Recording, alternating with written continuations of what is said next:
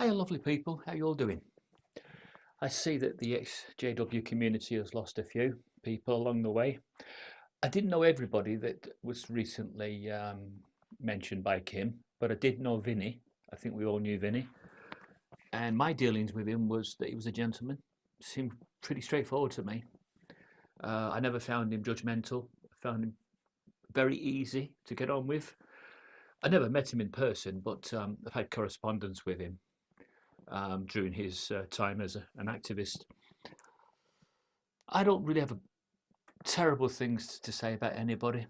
Um, just one or two people that have irked me in the past, but I've said a few things, then that's it. The matter's been dropped after that. Right, I want to read this scripture. This is a great scripture. This is 2 Timothy 3, verses 1 to 5. And we all know it, people. How we know this scripture. But I want to know if this scripture has more bearing now than it did at the start of the four horsemen of the apocalypse, starting out on that symbolic ride, which is likely to have been around about 1914, because if there was a war in heaven and there was a war on earth, that kind of pinpoints it to that particular date and time. That's how I look at it. And we had our first World War in 1914, and then we have the account of Revelation where Michael and his angels battled with the dragon, and they were ousted from the heavens. And of course, they ended up at the vicinity of the earth, and they've been here ever since. And they've been influencing world events. And that is probably why I would suggest that this scripture had its first meaningful application.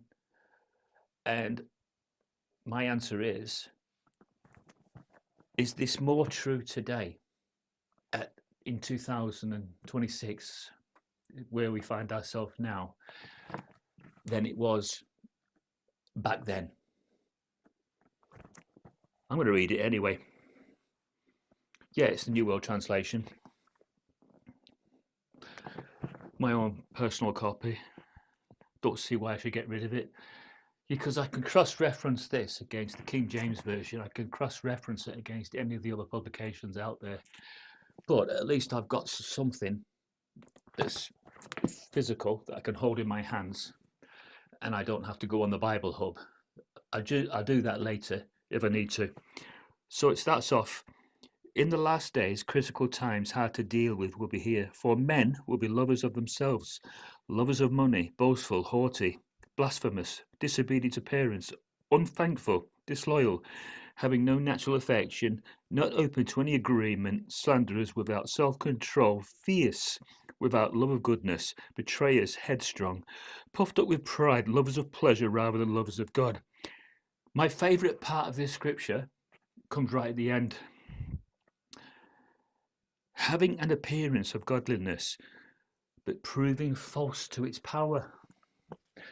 I like that part of the scripture, and I see that more and more in these established religions, that they have this appearance that they're people and men and women who walk with the Almighty, but you find out with a bit of delving and in time that it's a pretense, it's hypocrisy.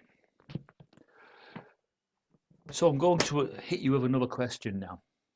This question is, during the time of Noah, we know that the average person that was living at that time would have known what Noah and his family were doing, and they probably checked in on them occasionally just to see, are they serious about building this ark? And so they would have sent people out each day and probably gone out themselves. Maybe not had direct conversation with Noah and his family at that time, but certainly they would have been aware. And they would have been aware of the message that he was proclaiming and about the foretelling of the rains to come. So they would have been aware of all that. And in the last days, the world at large will be aware of a religion that is going around who are supporters of the Messianic kingdom, who keep themselves separate from enrolling in the army and voting for political infrastructures. They will be aware that there is a religion that is around today. So, at what point during Noah's time did those people have a change of heart? Well, the rains came, the earth started to fill with water, and the only safe or refuge and safeguard was the ark. That was floating, people were drowning. But would there have been an earlier time for those that were keeping an eye on Noah and his family to suddenly say, maybe there is something in what Noah's saying, all this time. Maybe there is something to do. Everything that he's been forewarning us about is now coming true. How can I now save myself? So the account is that when Noah got in with his family, the angel closed the door to the ark, and of course that meant that nobody could sneak in. But if you look at the religion today, that will probably suggest that with new light, that's how they always seem to paint a change of direction, with new light, that the preaching activity will continue when the rest of all religion has fallen by the wayside, when it's all come down to nothing. This religion, who proclaims to be the greatest advocates of God's Messianic kingdom, that they will continue to do what they've always done since the inception, since the start of actually preaching about God's Messianic kingdom. So at what point will the average person in the world, who are just observers to this great event where they see religion completely drop and completely be eradicated, at what point will they suddenly see, well, why is this religion continually preaching? Will this become something that the whole world will see? Will there be other religions, modern religions, that will defy a religious ban? It's a good question, isn't it? Perhaps there will. Perhaps the Mormons will defy the ban. Maybe the Seventh-day Adventists, or maybe some of the other modern religions will defy the ban. And it just won't be the one religion that defies the ban. So it would have to be something absolutely monumental that stops and kills off all religion in the world. It'd have to be something huge. So the suggestion is that something will be put into the heart of the United Nations. So the United Nations will not set out with this thought to remove all religion, but eventually its thinking will be swayed that way, that perhaps mankind is better off without all these destructive religions, because all they ever do is kill their brother in warfare. And so this would mean that you will be a sore thumb. You will stand out as different if you defy that ban and you continue to preach Matthew 24:14. If you continue to preach during all this time of religious banning, you will be a target for attack. Now, we've always believed from our teachings, haven't we? When we've been a Jehovah's Witness, we've always believed that there will just be one religion standing.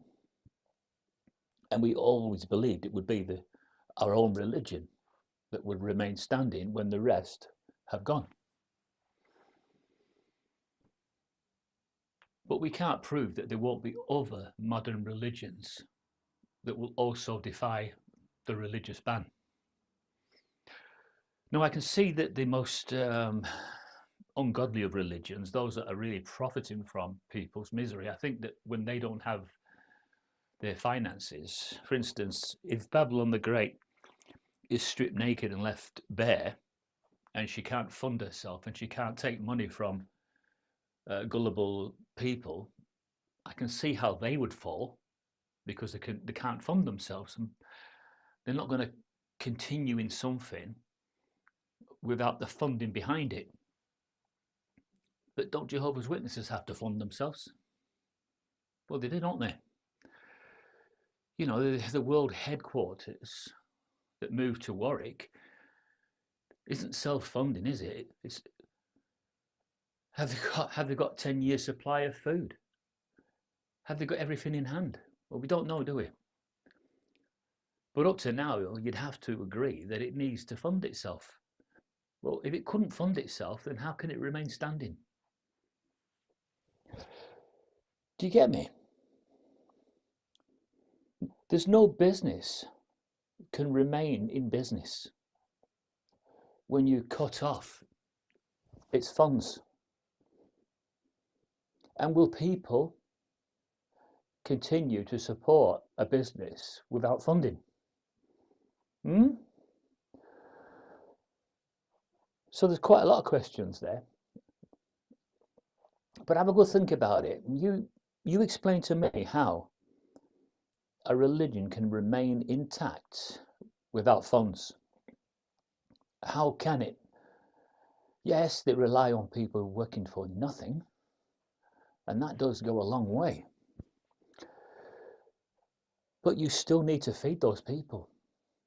And if you're not getting the funding, and let's say for 3.5 years, if we're talking about the Great Tribulation, they'll have to fund themselves if they're the true religion. How are they going to do that? Unless, of course, they've done something that we don't know about. They've sort of prepared themselves for this time period, but we just don't know about it because it's not being publicized. Well, there's a lot to think about there, isn't there? Anyway, churn it around in your head. Have a think about it. And then explain to me how any religion can remain intact without funding, because I don't know how. I'll see you.